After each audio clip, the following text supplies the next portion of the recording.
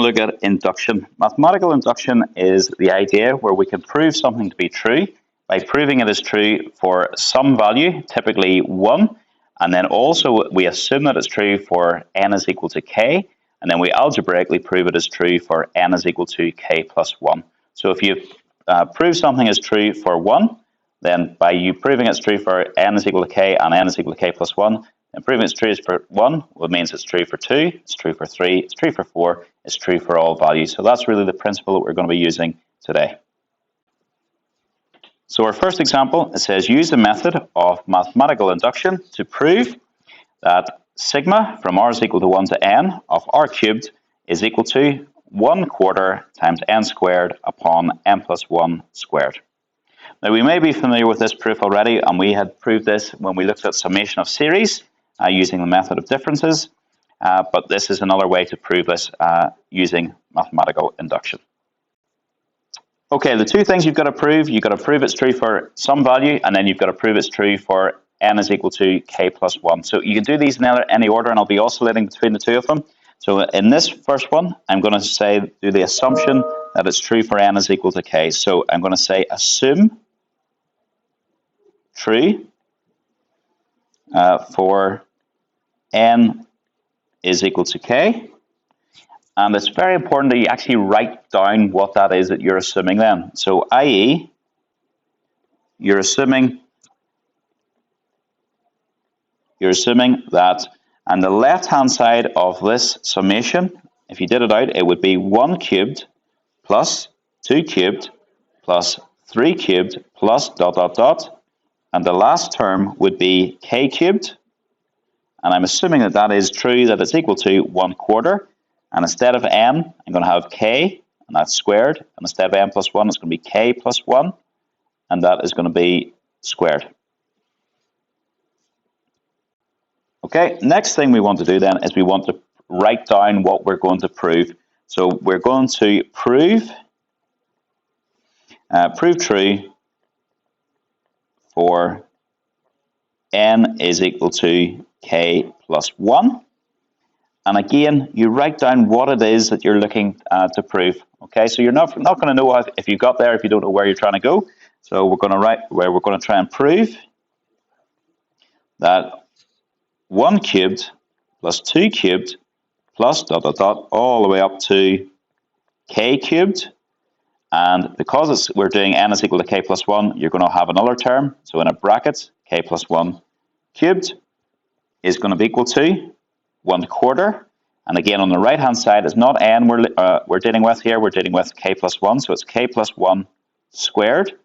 And then put k plus 1 into n plus 1. You're going to have k plus 1 plus 1, which is going to be k plus 2. And that is squared. Okay, so next bit then, we're just going to say but. I'll just scroll down a wee bit here so I can see this. But we know that 1 cubed plus 2 cubed plus ... plus my k cubed plus k plus 1 cubed is equal to, and what this is equal to, those first terms I've written down there, 1 cubed plus 2 cubed all the way up to k cubed, it could have been written from our assumption earlier on, is equal to 1/4 k squared times k plus 1. So just to show what I've done, so that's what we had said by our assumption. That was what this bit was equal to this. So what we just need to do is add on this bit over here as well. So we can add that on. So that's going to be plus another k plus 1 cubed. And how you've got that, that is by your assumption. So write that in by assumption. So that's how we've got that. Okay, so by your assumption, I've shown that the thing that I'm trying to prove is equal to this. From here on in, it is just a bit of algebraic manipulation.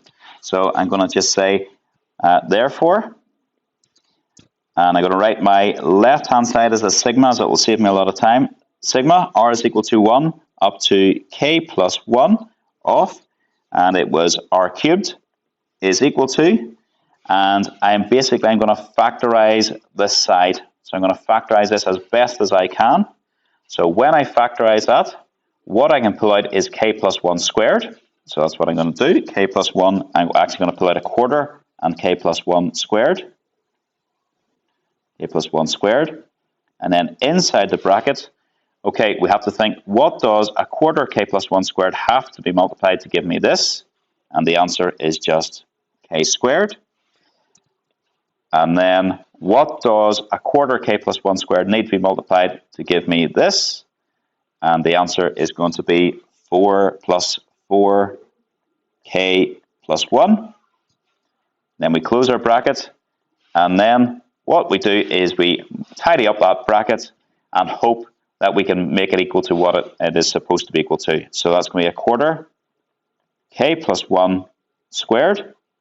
And tidy up in here, that's going to be k squared plus 4k plus 4, which is equal to then a quarter times k plus 1 squared, and that is going to be k plus 2 squared as required. Okay, so just put a wee QED, which means that it is proved.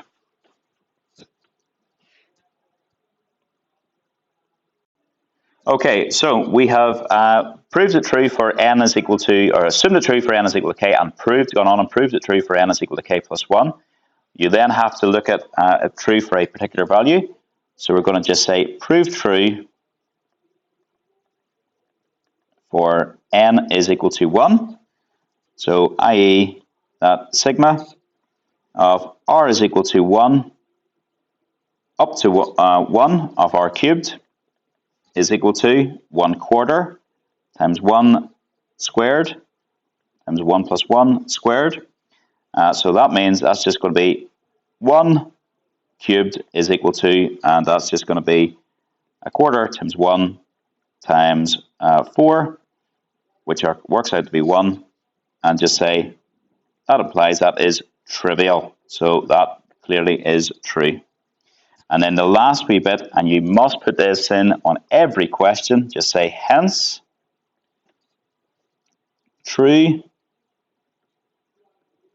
for n is equal to 1. That implies it is true for n is equal to 2, and which in turn implies it is true for all positive integers. Because if it's true for 2, it is going to be true for 3, and so on. So it's true for all positive integers. And that's us.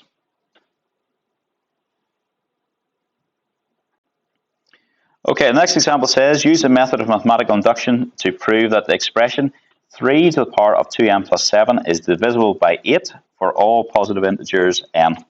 Okay, slightly different method here for this one. So two methods here, but we're going to say let f of k, so some function of k, equal 3 to the power of 2k and then plus 7. And then we're going to look at what f of k plus 1 would look like. So the next term along, I suppose. So it's going to be 3 to the power of 2k plus 1, then plus 7,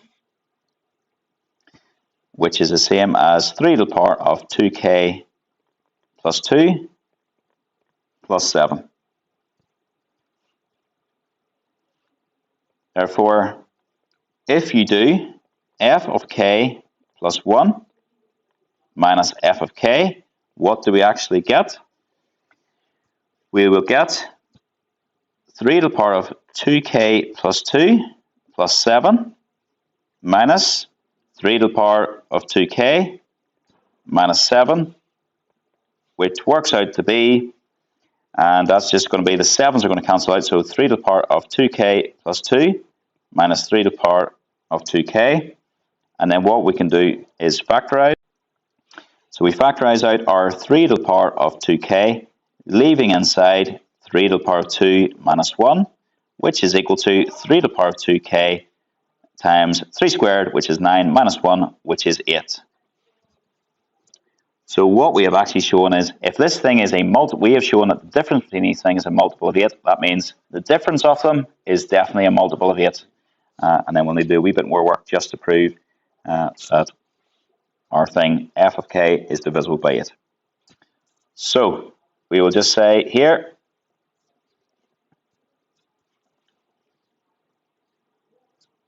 hence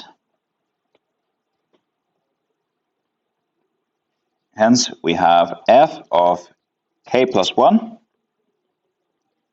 is equal to our f of k plus, and I'll write it just as 8 upon 3 to the power of 2k. So 8 upon anything is definitely going to be divisible by 8.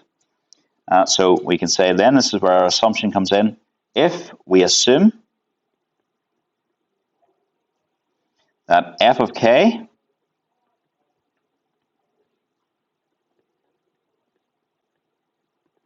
is divisible by 8,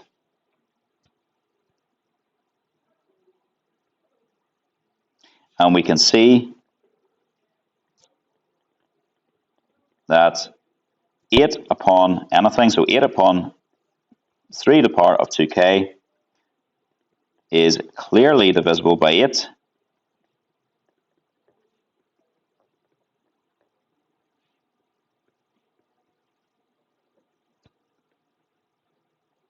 Hence, your f of k plus 1 is divisible by 8.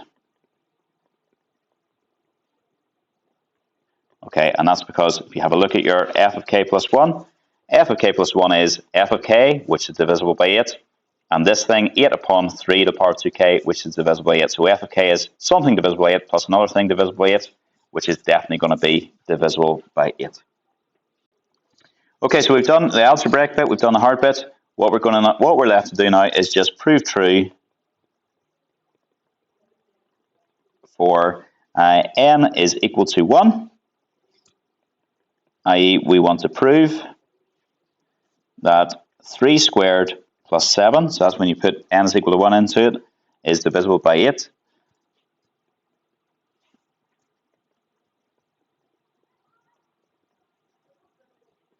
It's divisible by 8. So let's just look at it. 3 squared plus 7 is going to be 9 plus 7, which is 16, which clearly works. So we've shown hence it is true for n is equal to 1, which implies it is true for n is equal to 2, which implies it is true for all positive integers n. Okay, so that last bit I've just put in is the bit people, when they're doing the questions, they ignore this bit. You've got to put this in. So that shows you understand that I had to prove those two things to prove that it's true for all values. Without that bit, you're definitely going to lose a mark. Right, we're going to look at just another way of doing the exactly same question. So this is where we had to prove that 3 to the power of 2n plus 7 was divisible by 8. And I'm going to start the other way around here. I'm going to do the when n is equal to 1 first. So when equals 1, you're going to have 3 squared plus 7, which is equal to 16. And we'll just say which is divisible by 8. Now what we want to do is, this is where our assumption is, we're going to say assume true for n is equal to k. And this is why this method is probably more similar to the first method, in the first example, so you may prefer this one. So i.e. we're assuming that 3 to the power of 2k plus 7 is divisible by 8. So we're going to just say let 8q equal 3 to the power of 2k plus 7, and that is where q is a whole number. Where q is a whole number. And what we want to do in this question is we want to prove true for n is equal to k plus 1. So I'm just going to put it aside here. When n is equal to k plus 1, you're going to have 3 to the power of 2 k plus 1 plus 7. I'll just work down the page. That's going to be 3 to the power of 2k plus 2 plus 7. And just on that then, 3 to the power of 2k plus 2 is the same as 3 to the power of 2k times 3 squared. So that is the same as 9 times, or 9 I'll put in bracket, times 3 to the power of 2k. So really what you've got here is 9 times 3 to the power of 2k plus 7. So what we want to do here, we have got 9 upon 3 to the power of 2k. We want to make this, write this 3 to the power of 2k in terms of this q somehow. So up here we have 8q is equal to 3 to the power of 2k. That means 3 plus 7, sorry. So that means 3 to the power of 2k is going to be 8q minus this 7. So down here we can change this a wee bit. That's going to be 9 upon, and it's going to be 8q minus 7. And then outside we've got our plus 7. So when this gets tidied up, you're going to have 9 times 8q. I'm just going to leave it as 9 times 8q so we can see it's a multiple of 8. And then 9 times the minus 7 is going to be minus 63. And then plus the 7. Again, tidy that up. That's going to be 9 times 8q. And then minus, and it's going to be 56. And then everything here is divisible by 8. So you can pull an 8 outside a bracket, leaving you 9q minus 7, which is clearly divisible by 8. And then your last line in this example again, just say, so it is true for n is equal to 1, which implies it is true for n is equal to 2, which implies, and just to get this wee symbol in, it is true. And this V with a horizontal line through it means for all n, and then this weird looking E belonging to, and then the set of positive integers. So this, let's just go through what that means and add this in if we need to. So that means it's true, obviously, for all n belonging to the set, and Z with a wee positive means Z, the positive integer. Z is the set of integers, Z with a wee plus up in the air is the positive integers.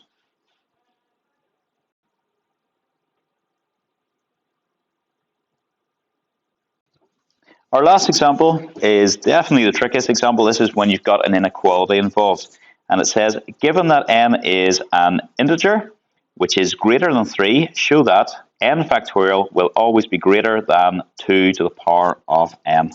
Okay, so first thing we're going to do is prove it for a numerical value. So it's an integer which is greater than 3. The first integer that is greater than 3 is 4. So this is where it's different. You're not proving it for n is equal to 1. You're proving it true for n is equal to 4. So your starting point is n is equal to 4. So we'll start with that. So for n is equal to 4, n factorial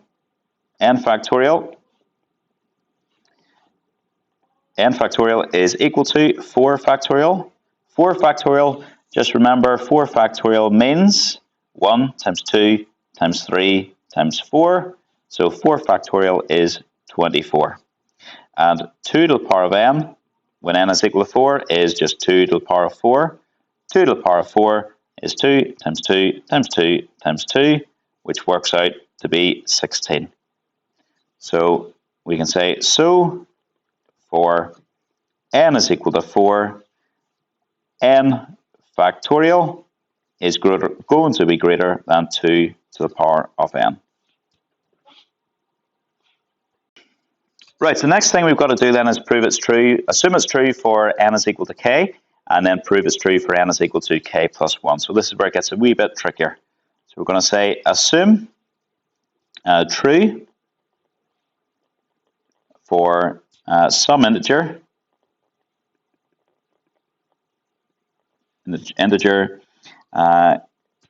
n is equal to k,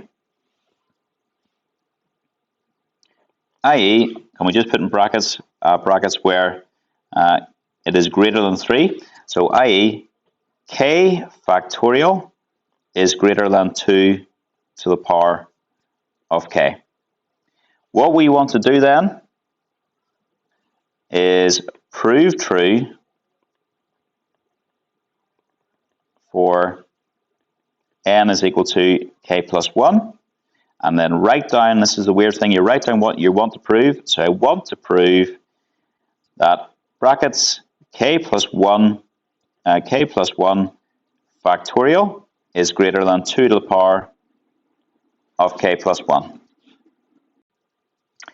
Right, so for the proof, so I'm just going to write down proof, semicolon, and we'll just say that we're going to look at the k plus 1 factorial bits. So you need to have a good understanding what factorials mean. So we're going to say this is equal to, so your k plus 1 factorial at the side, I'm just going to say it's 1 times 2 times all the way along to k. Somewhere in there, my k term is going to be there. And then I'm also going to have a k plus 1 term. So k plus 1 factorial, this bit here, all the way along to the k, would just be your k factorial. I'm just going to put that in a bracket. And then your last term would be k plus 1. Now, by the assumption, this line that I have above here is going to be greater than, so by the assumption, this line is going to be greater than 2 to the power of k times k plus 1. That's by my assumption.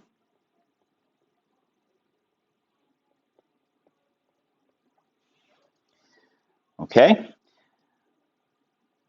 But we need to look at where we're trying to get to, and this is a difficult bit in this question. We're trying to get to this proof here. So we need to get this thing here, 2 to the power of k upon k plus 1, to look like this somehow. All right? So we need to change how this thing looks. So we will come back to this in a wee second. We're just going to say, but k, we know k is greater than 3. Therefore, your 3 wee dots, that means k plus 1 is greater than 4. But more particular than that, so just say, in particular, your k plus 1, if it's greater than 4, it is definitely greater than 2. It is definitely greater than 2. Therefore, we can rewrite our k plus 1 factorial. So we're rewriting this thing up here. We had said earlier on that k plus 1 factorial is greater than 2 to the power of k upon k plus 1. So I can write that as 2 to the power of k upon 2. And then we can write that again. We can say that means k plus 1 factorial. And you could write this whole thing here. 2 to the power of k times 2 is the same as 2 to the power of k plus 1. So we have proved it. We have got where we wanted to get to. So we have proved it. Happy days. What we can do then, we can say, hence, it is true for n is equal to 4. So remember, our starting point this time was 4, which implies it is true for n is equal to 5. Therefore, it is true for all positive integers